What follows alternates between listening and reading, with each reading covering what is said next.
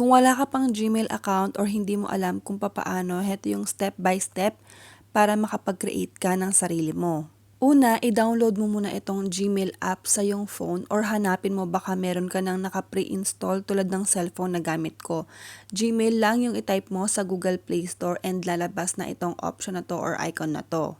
After mo siya ma-download, ganito yung lilitaw. So, kailangan mong mag-create ng iyong Gmail account, syempre by using itong Google option. So, pindutin mo lang siya.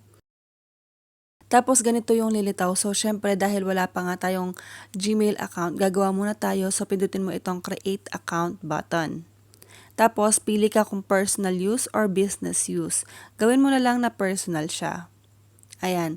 Syempre, ilagay mo yung name mo. Tapos, yung last name is optional lang naman kahit wag na tayong maglagay dito. So, gawa lang tayo ng isa pa. Ayan.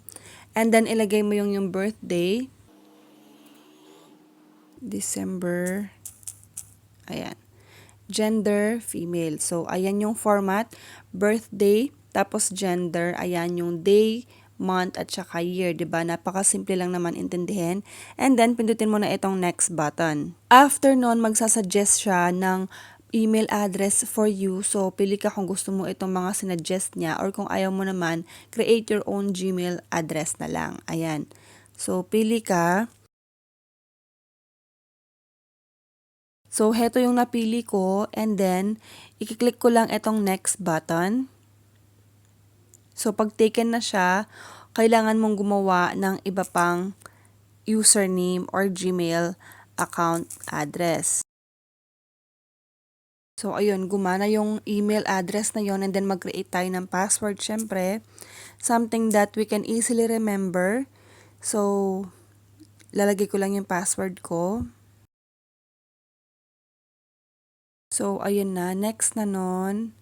And, i-accept lang natin itong terms and condition by clicking this agree button. Ayan na. And, we're almost done. Malapit na yan. Ayan. So, nag-sync na yung ating info. Accept lang ito.